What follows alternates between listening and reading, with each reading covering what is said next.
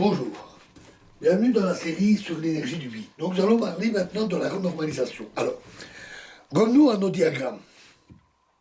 À chacun d'eux est donc associée une formule, typiquement des produits de propagateurs, avec une somme, en fait une intégrale, une somme sur toutes les valeurs possibles des impulsions pour les particules internes, les particules virtuelles.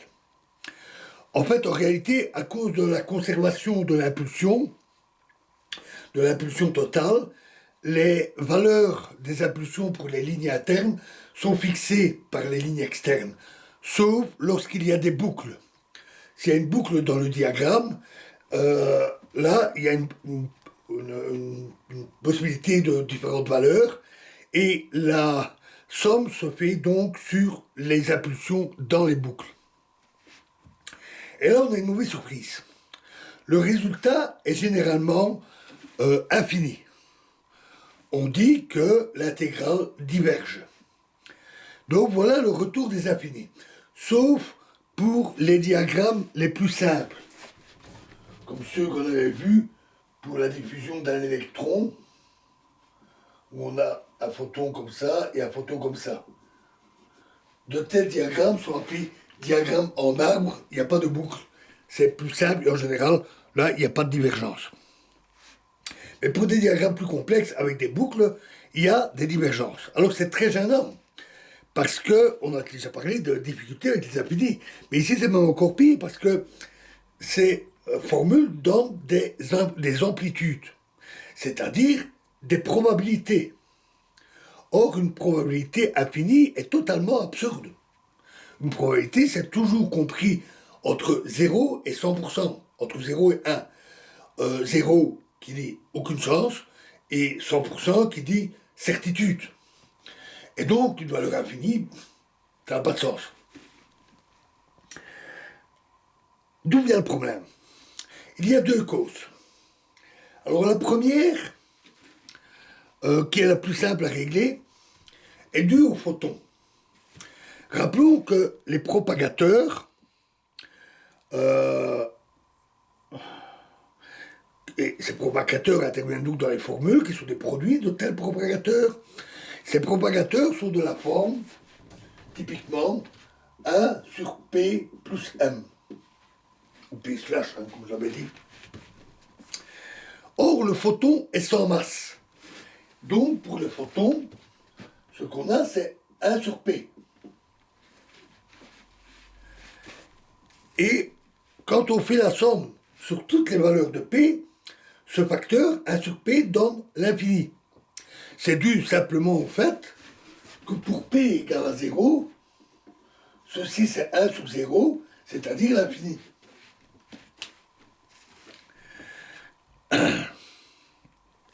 Le problème, alors la pulsion, c'est la relation de De Broglie, est inversement proportionnelle à 1 sur la longueur d'onde. Donc, le problème se produit pour les petites valeurs de P, proche de 0, et donc pour les grandes longueurs d'onde. Et donc on parle de divergence infrarouge, référence au fait que les longueurs d'onde vont des ultraviolets aux infrarouges. En fait, le spectre des longueurs d'onde pour la lumière, ça va encore plus loin. Des plus grandes longueurs d'onde encore dans les ondes radio, des plus petites longueurs d'onde encore dans les rayons X et les rayons gamma. Mais à l'époque où ces expressions ont été inventées, en fait c'est assez ancien, ça date du 19e siècle, et à l'époque on ne connaissait que la lumière visible, les ultraviolets et les infrarouges. Les rayons X et autres sont venus, et les ondes radio sont venus peu après. Donc on parle de divergence infrarouge. Alors, comment faire? Alors, la solution consiste à ajouter une petite masse mu au photon. Donc, ceci devient 1 sur P plus mu. Mu, une petite masse. Bien sûr,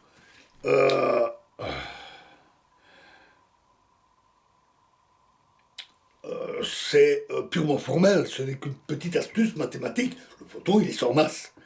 Mais pour les calculs, on met un petit mu, une petite valeur. On peut alors mener les calculs jusqu'au bout et on obtient un résultat fini avec un mu dedans, la petite masse qu'on a ajoutée. Il reste à la fin à simplement poser mu égale 0 dans le résultat final.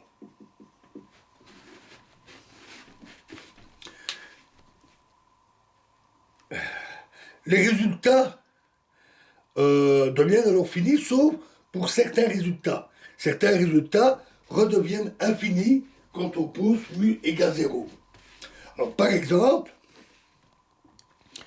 le nombre de photons qui sont émis par la collision, donc on a un électron, par exemple, qui va heurter quelque chose, ça peut être un photon ou toute autre chose, il est dévié, et on a un flux de photons qui sont émis. Ce phénomène existe déjà en physique classique. On parle alors évidemment d'une charge électrique et d'émission d'ondes électromagnétiques. Ce phénomène s'appelle le Bremsstrahlung, c'est un mot un peu barbare. Et le nombre de photons, quand on pose mu égale 0, le nombre de photons émis tend vers l'infini. Alors, ce n'est pas très étonnant en réalité, parce que les photons peuvent avoir une énergie aussi faible que l'on veut. On peut donc avoir une énergie finie, une énergie émise ici, qui est finie, tout en ayant un nombre infini de photons d'énergie arbitrairement basse, avec des énergies de plus en plus faibles. La somme totale peut rester finie, tout en ayant un nombre infini de photons. Des photons d'énergie arbitrairement faible, c'est ce qu'on appelle des photons mous. Contrairement, par exemple, aux rayons X qui sont parfois appelés rayonnements durs. Mais une énergie très petite, on a E égale H nu. Une énergie très petite, ça veut dire une fréquence très petite, et donc une longueur d'onde très grande. Très grande longueur d'onde.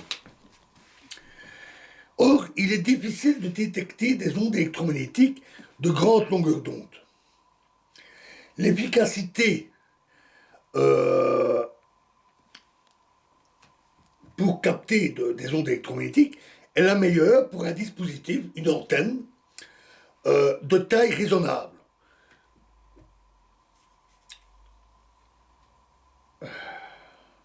Notons que, l'efficacité est la meilleure lorsque l'antenne a une taille qui est lambda demi, la moitié de la longueur d'onde. C'est la théorie des ondes radio, parce que là, les grandes longueurs d'onde, c'est les ondes radio. Donc, la théorie des ondes radio montre qu'une antenne est la plus efficace quand elle fait la moitié de la longueur d'onde en taille. Et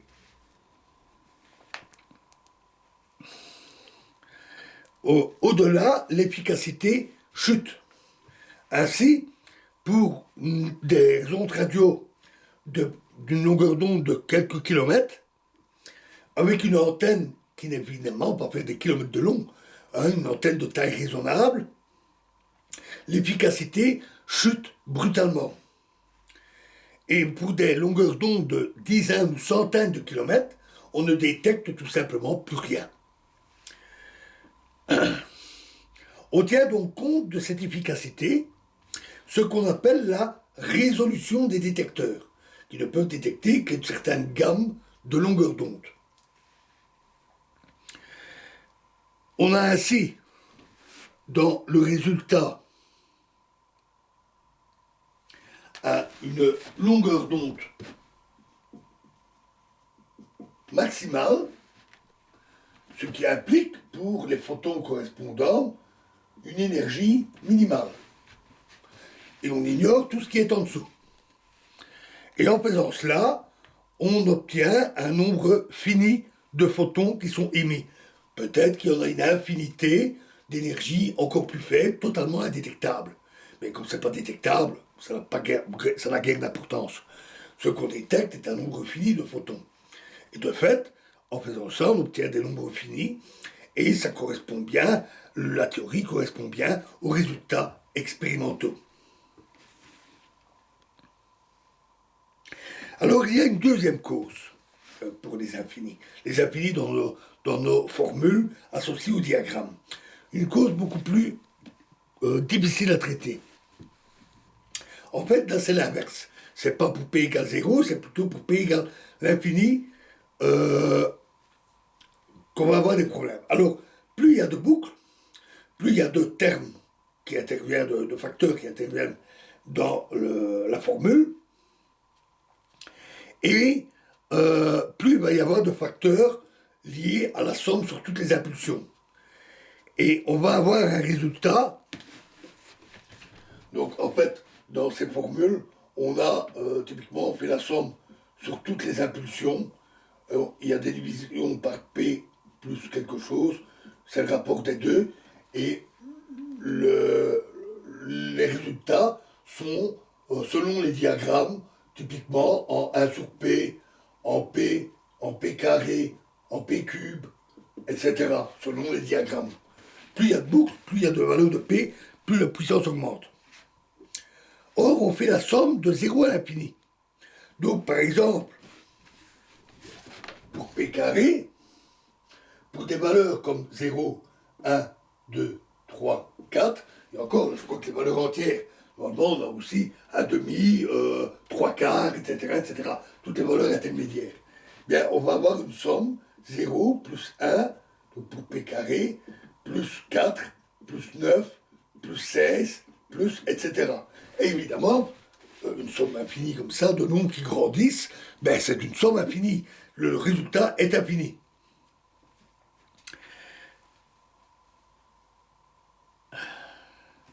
Alors, cette fois, donc, le problème se produit pour les grandes valeurs de P. C'est les grandes valeurs de P qui font que la somme finit par devenir infinie. Donc, c'est-à-dire pour les petites longueurs d'onde, les courtes longueurs d'onde. Et là, c'est typiquement dans les ultraviolets. Et donc, on parle de divergence ultraviolet. Il est amusant d'ailleurs que c'est une telle divergence qui a provoqué la naissance de la physique quantique. Puisque Planck, qui étudiait le rayonnement du corps noir, un corps théorique qui correspond à des corps chauds qui rayonnent, comme un morceau de fer que l'on chauffe au rouge, puis au jaune et au chauffé à blanc, il émet un rayonnement lumineux. Il étudiait ce phénomène, comme d'autres avant lui, et le résultat ne marchait pas. En utilisant la physique classique, on obtient un résultat aberrant, à savoir que l'énergie lumineuse qui doit être émise est infinie. Et c'est typiquement une divergence ultraviolette. C'est l'énergie diverge du côté des ultraviolets. C'est à cette époque que le terme divergence ultraviolette est apparu.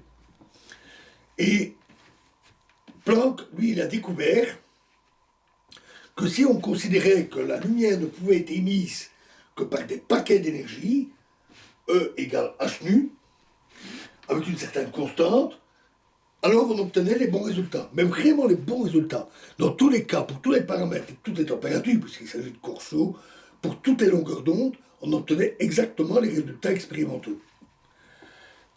Le seul truc, c'est que ce phénomène-là n'était pas expliqué. Pourquoi les atomes ne rayonnaient-ils que l'énergie par paquet? Ça devait être lié à la structure des atomes qui était inconnue à l'époque.